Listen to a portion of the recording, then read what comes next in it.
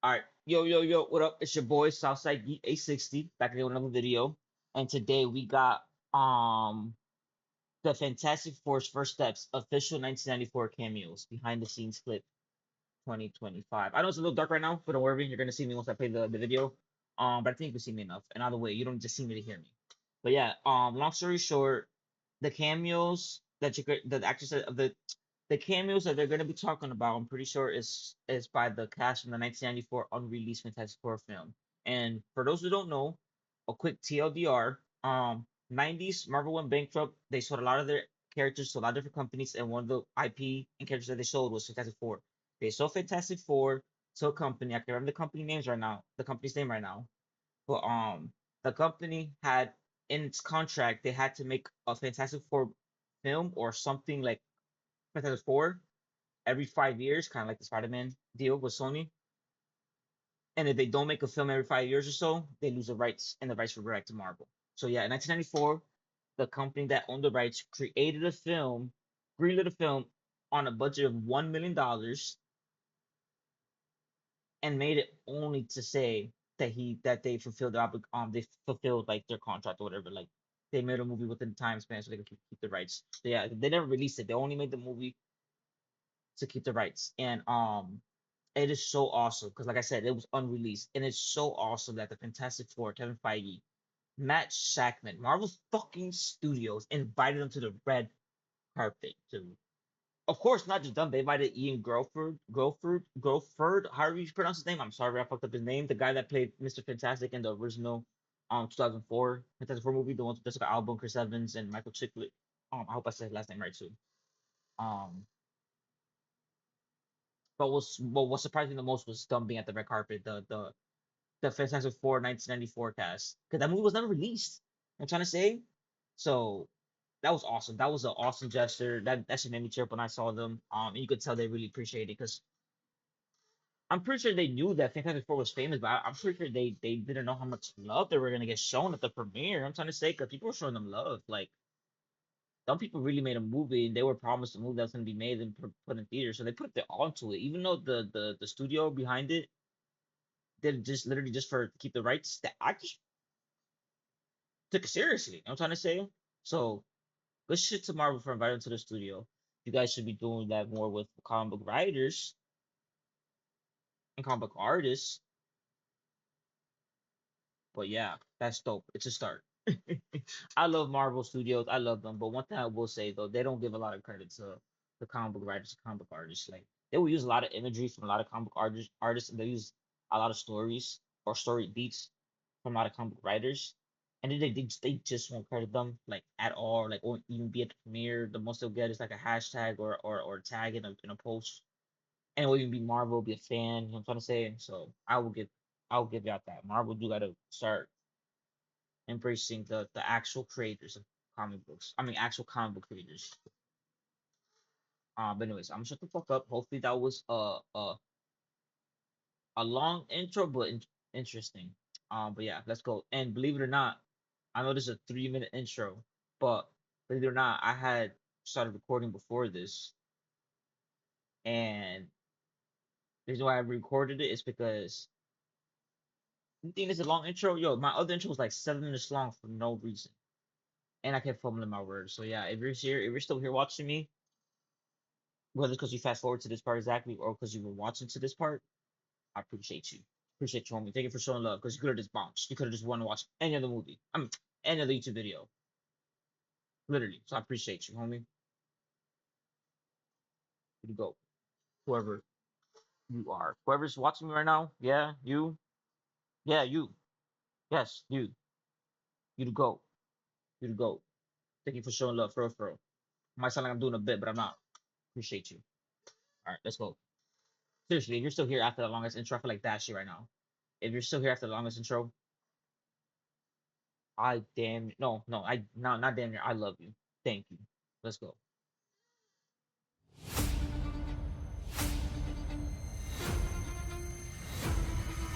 There's over 60 years of Fantastic Four. It's been one of the great teams in Marvel for a reason. You know, when you start these projects, you start doing your research. And as part of that homework, we did go back and look at the Corman Fantastic Four version. We watched it. We got excited about it. And, you know, Matt came into my office one day while we were prepping and he said, you know, it'd be really great to honor them. Kind of obvious, but this is the by the way, the clips you're seeing right now is from that movie. Oh, that's what I was gonna say to the intro. If y'all want to watch the movie, this movie right here, the one that was never released in 1994, it's been leaked online like for a couple years now, so you can find it anywhere. Just search it up. I don't know if I actually get in trouble by telling you where to find it because it's been around for a minute now, and many people have watched it already. But yeah, just literally search it up. Whatever you use to watch videos or whatever, search it up. Somehow we got to get them in this movie. And then shortly after, Kevin and I were chatting. I said, hey, Matt's got this idea about getting the original Fantastic Four in this movie. What do you think? And he said, oh man, that's the coolest ever. And from that day forward, we were just honestly looking for the right opportunity. And we found it. They came in. That was one of my favorite days on set. And you just saw the light in their eyes. Yeah. Because, dude, I'm pretty sure, like I said, I'm pretty sure they know how big the Fantastic Four are. But then the movie never released. You know what I'm trying to say? Like, and they come from a generation where they come from a time in general where there's no internet. They don't see the real diehard fans showing love, or not even diehard, real diehard fans, but like general fans of the movie showing love. You know what I'm trying to say? So like they didn't know until now how much everybody appreciates stuff. And I love that. I love that. You could literally tell at the red premiere, at the red carpet, um, they were enjoying it. They were living it up. They were living that moment. They were living in that moment and they living that shit to the fullest. Good for them. Good for them. This is Sue Storm, and I used to be Reed Richards, Johnny Storm. and Ben Grimm.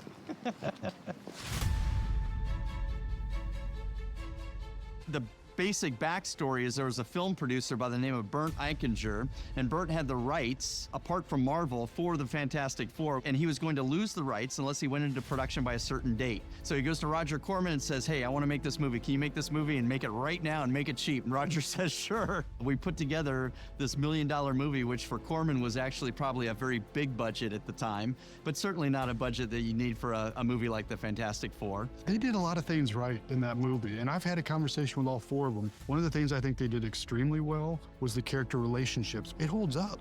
And, you know, not every special effect on any movie holds up over time. Of course not, dude. It's 1994, and it was on a shoot. And the movie industry, the Hollywood business, that movie was made on a shoestring budget. I'm trying to say, so like, they did what they could, dude. But those were very real relationships that when we did our homework and we looked at the movie early on, we took note. The phrase happy accident can come to mind to answer the question of why was the casting so good, especially under the gun in a situation that sort of needed to fit right away. The fact that we were given these roles relatively easily because they were under the gun allowed us to either trust ourselves or not. And part of the reluctant superhero dynamic of the dysfunctional Fantastic Four are embodied in the way the four of us worked with each other. Everybody was so close to those characters. I'm the big, strong, protecting guy, right? Kind of innocent and kind of humble. And that's how Ben Grimm is. Wow. Damn, dude. I mean, I know this sounds like a vague ass description of a character. That could fit a lot of characters, but like, damn, dude. Bro understood the character. I'm trying to say, like, even just by him just saying that, you might be like, dude, he said a couple words that could fit the description for so many characters. Still, the fact that he knows that that's the character's personality. That's a lot. I'm trying to say, you think a lot of people that play these roles, like superhero roles, like I would say probably like 60-70% of them actually get into the character and like try to do their research on it. Not saying that they all have to, but most of them they do the research when it's for the movie, and that's about it. I'm trying to say they don't really care. So good to know that that's what he envisions as Ben Grimm. That's awesome. Richards, Alex is a natural leader. Johnny Storm, as you know, is just a bubbly, fiery dude. And Rebecca's always been a little shy, right? Reserved, and that's the Invisible Woman. So we just did ourselves. We all knew that we were working on the Fantastic Four. Marvel's... Dude, I'm sorry, I'm not pausing. I would not think that voice would come out of that face. Never judge a book by its cover, but holy shit, I did not expect that voice out of that face. Has always been a little shy, right? Reserved, and that's the Invisible Woman. So we just did ourselves.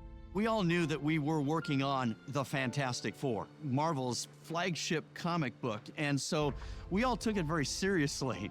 And Oli Sasson, the director, got us all together for a pep talk right before we started shooting. And he said, gang, we know what we're doing. We know what we're up against, not having enough money for the effects that it needs to have. So let's focus on what we have control over. And he says, I'm going to do my best as a director. I want you all as actors to do your best. I want you to take this seriously, develop the characters. Yes. And he said, let's work really hard at recreating the comic onto the screen. We were trying to be true to the comic book because we knew the audience. Like we owed it to the audience. You go, they know this better than we do, so we better be accurate. And so we didn't even set out to go, oh, it's a period piece. You just go, well, it looks like this because that's what it looked like in the comic book. And so it gave it. That is so right. Like for example, like movies when they're like a period piece. There's some movies that are period pieces, and it's literally, like, yo, we're in the 80s, we're in the 60s. People are doing this. Remember this? Remember that? Remember this in the 60s? Remember this? That's how period pieces. People didn't talk like that. They were just living in those times. I'm trying to say. So I appreciate that. She saw it as just like, nope. Even though it's technically the 60s, she looked at it like as she was living in present time. I love that. I love that. A little kind of timelessness, just organically. We were filming at Rogers Studio, which was this dilapidated warehouse in Venice Beach, California, and rats and cockroaches, and the place should have been condemned years before, you know? It's like being in the trenches of a war kind of thing.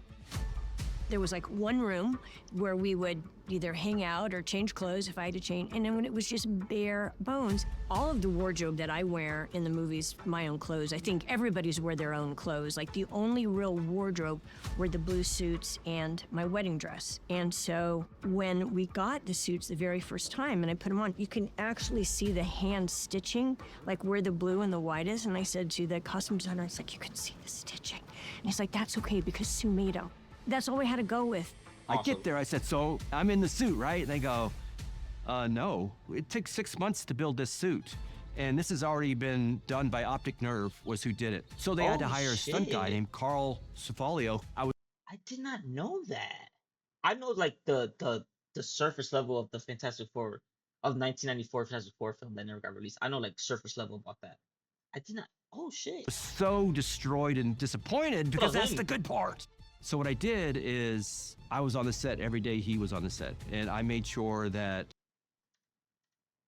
Cefalio, I was so destroyed and disappointed because that's the good part. So what I did is I was on the set every day he was on the set, and I made sure that we worked together as a good stunt guy would do and make sure that he mimics what the actor's gonna do. Then when the ADR came in, I voiced everything, and it's clobbering time. We knew that this could also be a calling card for all of us, right? This could put us on the maps in terms of boosting a career kind of thing. Damn. And so we took it seriously. Our whole passion with doing this was that we would get to do another one. It's like if we do this good enough, then next time we'll get the money and then we can do two, and we kind of had it all planned out. We went into production, we finished the movie. We were looking forward to it actually coming out. There was a premiere that was scheduled at the Mall of America. The comic world knew about the movie. We had done Comic-Cons and conventions already at this point. After that trailer played at the Shrine Auditorium, Alex looks at me and he says, Michael, we got to do something, in that Alex voice. And I go, what do we do? He goes, we're going to hire a publicist, and I know somebody. And so I ended up paying for the publicist, about 15 grand in my own pocket, and we went around the country promoting this. There's an old actor's thing, is you have to go out and find your audience. We would go to little comic conventions. There was no such thing as big comic conventions.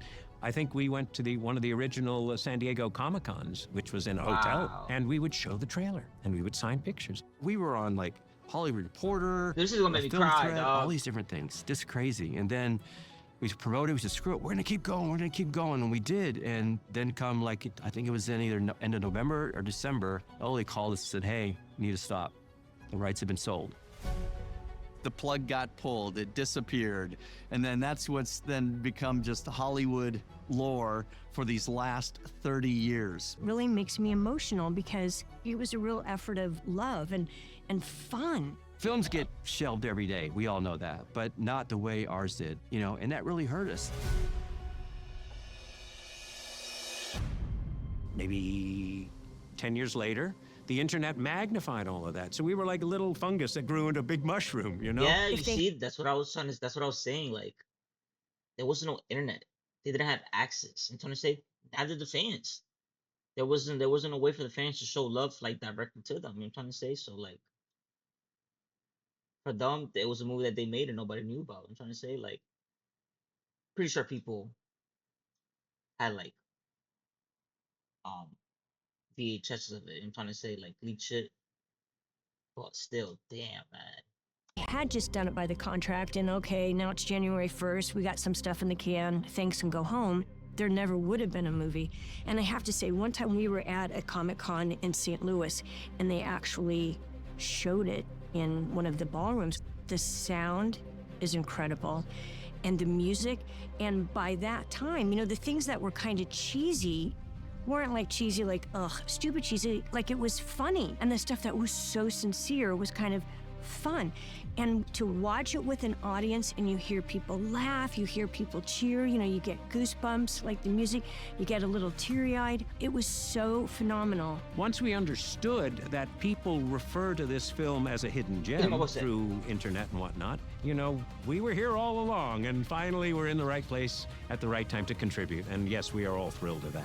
Thank you, Fantastic Four. That was awesome. We got to go again on that one. I can't count.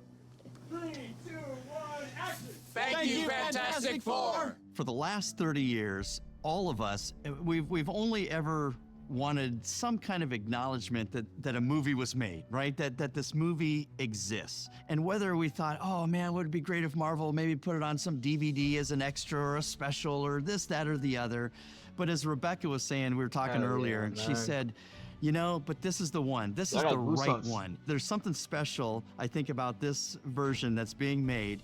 And for us to fit in with this version, we had to wait 30 years, and that's okay. Thank you very much, everybody. In a sense, that is a marvel. That's something that, in a way, we sort of had to pretend we didn't do. Has maintained its relevance in the Marvel universe. The countdown continues as the Fantastic Four prepare to welcome a new member of the family. You can imagine how that feels for an artist. We're laughing and joking coming on in the set here today because, you know, I said, guys, we're going from Roger Corman's rundown studio to Marvel. Anytime we're together is fantastic, but this time especially. And to be included now in the Marvel universe, it was elation. I mean, it was just a thrill. Again, this is 30 years in the making for us. This is truly coming full circle. There he is. There we are. That's what we did. There we are. And what was now next? Yeah. Then Onward? What did we say? Excelsior. Excelsior. Excelsior. I think we need another take of that. Hold on. All right, here we go. He's really the leader. And Excelsior. No, I need to go again. Thanks for having us. Hell yeah, man. Wait, where's my mouse?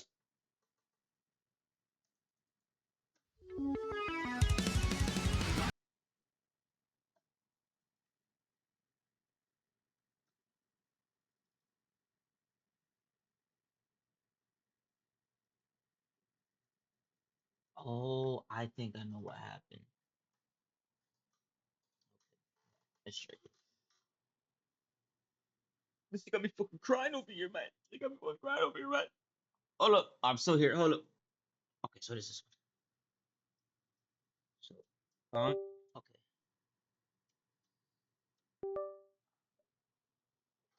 All right, we should be like, yeah, okay. Fucking my fault, yo. Long story short, my like outlets are like tweaked out.